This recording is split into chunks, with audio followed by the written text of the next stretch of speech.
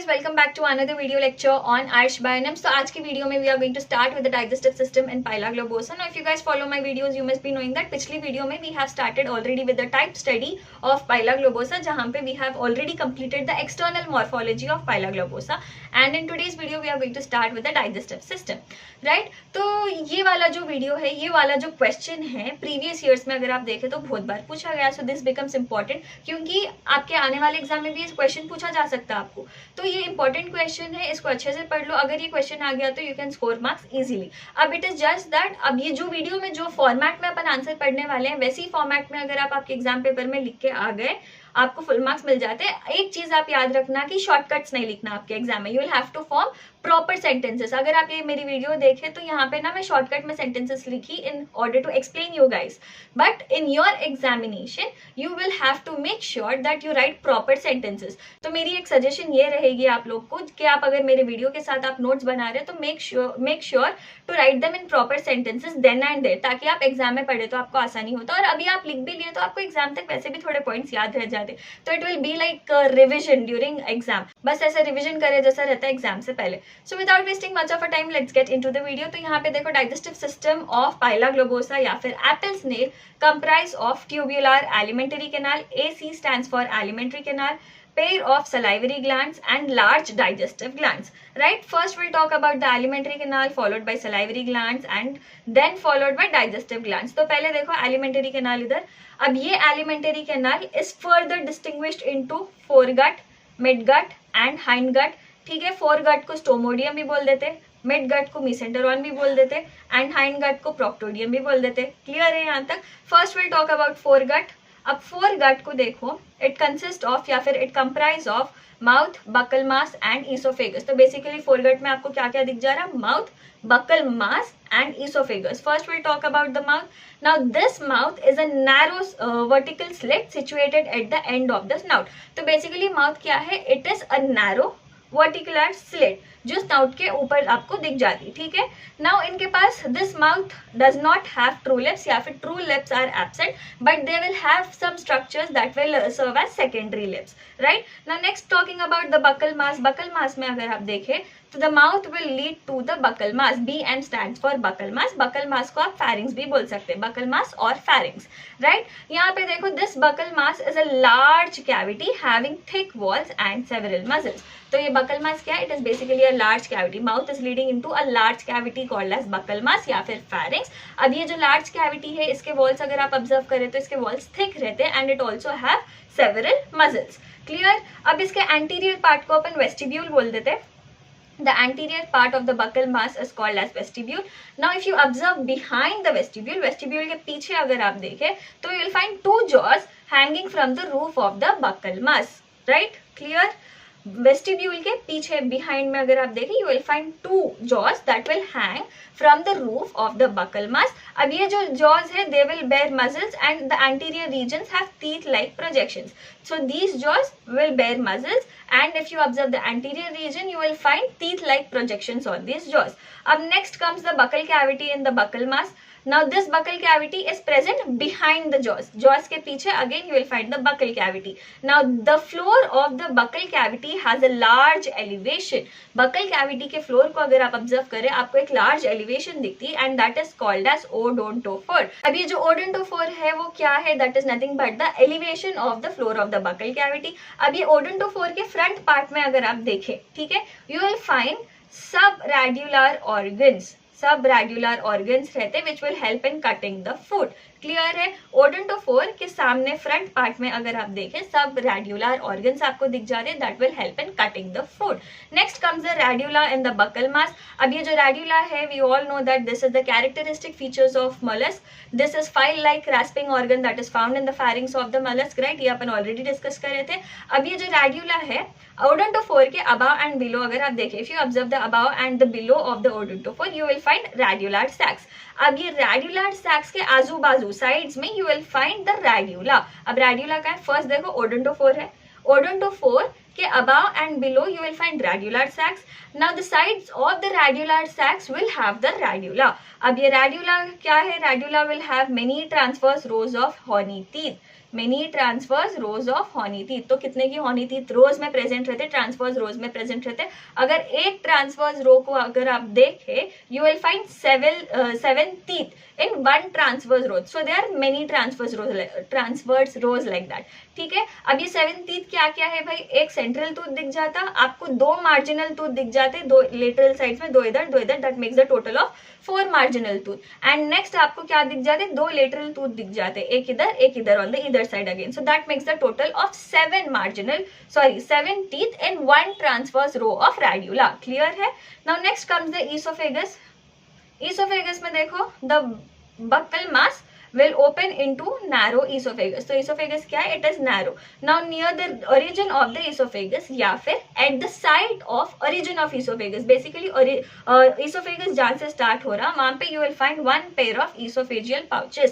तो वहाँ पे आपको क्या दिख जा रहा, esophageal pouches दिख जा रहे। Now these esophageal pouches are serve for temporary storage of food. They will help in storing the food temporarily, right? Now next ये था about foregut. Next अपन बात करने वाले हैं about midgut.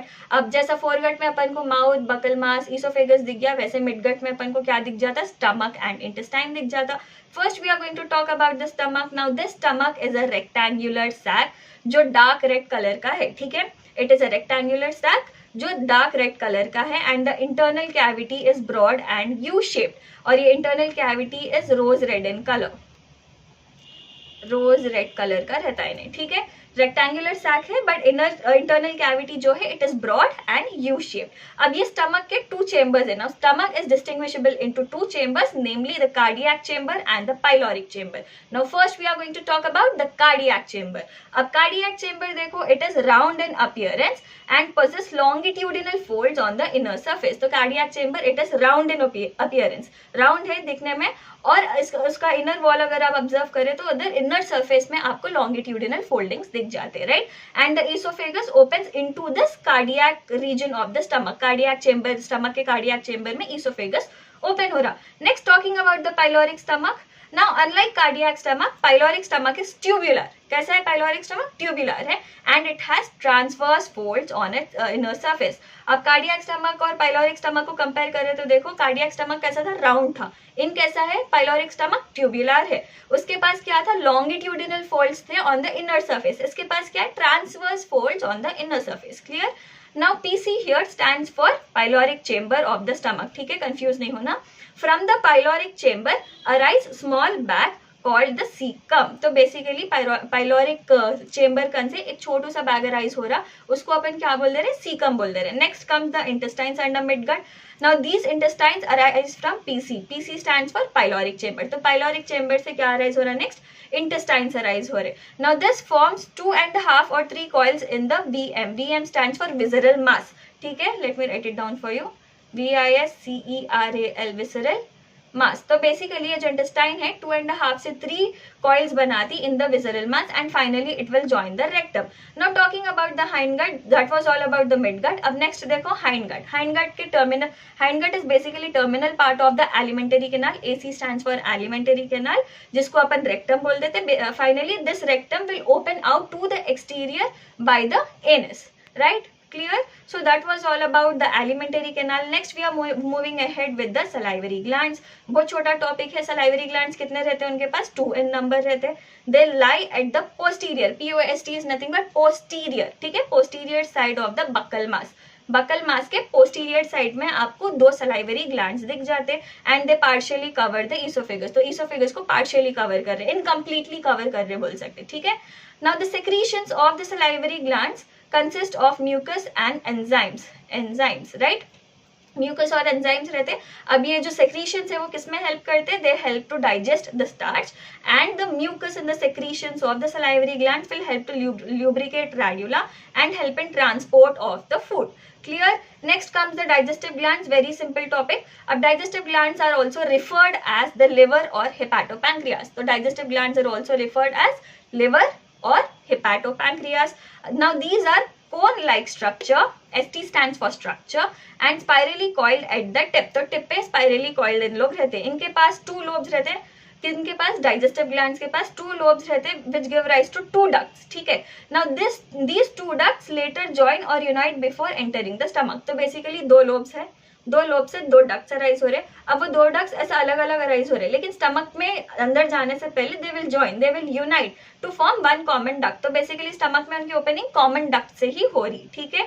Now this DG here stands for digestive glands.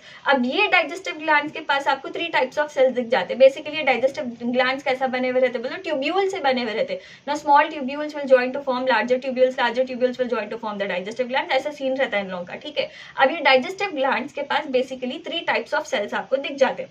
अब ये जो 3 types of cells है, फर्स्ट है secretory cells. Now these secretory cells will secrete enzymes, और जो एंजाइम्स इन लोग सेक्रीट करते हैं वो किसमें हेल्प करते हैं भाई, these enzymes from the secretory cells will help to dissolve cellulose of the plants in stomach converting to pulp, ठीक है। तो बेसिकली ये जो सेक्रेटरी सेल्स के जो एंजाइम्स हैं उन लोग सेल्यूलोज को डिसॉल्व करने में हेल्प कर रहे हैं एंड स्टमक में they will convert them into pulp. Now talking about resorptive cells second type के सेल्स है। Now they produce proteolytic enzymes। अब ये proteolytic enzyme क्या करते हैं, जो भी सेल्यूलोज का पल्प स्टमक में है उसको डाइजेस्ट करने में हेल्प करते हैं। Now these resorptive cells produce proteolytic enzymes that bring about intracellular digestion of cellulose pulp। Simple, clear. Now moving ahead, third type of cell है कैल्केरियस और लाइम सेल्स। अब ये जो कैल्केरियस और लाइम सेल्स है they will help to store calcium phosphate, right. Now next comes the feeding and digestion. उन लोग किस पे फीड करते हैं, स्नेल्स जनरली। उनका फूड क्या रहता है, aquatic plants of succulent nature, जैसे हो गया वेलिसनेरिया, पिस्टिया। सक्यूलेंट नेचर के प्लांट्स को उन लोग फीड करने में ज्यादा प्रेफर करते, फीड करना ज्यादा प्रेफर करते, राइट। अब डाइजेशन की अगर अपन बात करें तो जो भी सलाइवरी सेक्रीशंस रहते हैं from the salivary glands are poured in the buccal cavity. These salivary secretions are poured in the buccal cavity. तो बेसिकली बकल कैविटी में क्या होता है, सलाइवरी सेक्रीशंस और द फूड वहां पे मिक्स होता है बकल कैविटी में, food mixes in the buccal cavity and these salivary secretion help in digestion of the starch. Starch को डाइजेस्ट करने में हेल्प करते हैं and they convert the starch into the sugars. कौन कर रही है हेल्प, सलाइवरी सेक्रीशंस हेल्प कर रहे हैं। नेक्स्ट कम्स द स्टमक में अगर आप देखें तो food is digested by the secretions of the digestive glands. DG stands for digestive glands. तो स्टमक में जो भी फूड रहता है that is digested by the secretions of the digestive glands। अब ये जो digestive glands है, जो भी secretions रहते हैं, they digest various kinds of food, but जो cellulose का digestion होता है वो resorptive cells के वजह से ही होता है। It will take place inside the resorptive cells only, cellulose digestion। Otherwise digestive glands के जो भी secretions रहते हैं वो they will help to digest various kinds of food, ठीक है। अब stomach is considered to be the site of extracellular digestion, whereas the digestive glands is considered to be the site of intracellular digestion, and this is the characteristic feature of mollusk। तो stomach क्या है, it is site for extracellular digestion and digestive glands is the site for intracellular digestion, clear। अब ये जो भी absorption होता है, maximum of the absorption will take place in digestive glands and little absorption will take place in the intestines। absorption के बाद intestine से जो भी बचा कुछ आइटम रहता है वो रेक्टम में जाता है, रेक्टम से एनस के थ्रू बाहर चल जाता है। So that was all about digestive system. I hope आपको वीडियो समझ में आई होगी। If you did please give it a like, do share it with your friends and don't forget to subscribe. अगर कुछ भी डाउट है make sure to let me know in the comment section below, और else you can ping me on my Instagram handle that is @arsh_bionems। it is ARSH_bionems। So yeah guys, that was all for today's video. All the best for your exam. Take care. Bye bye.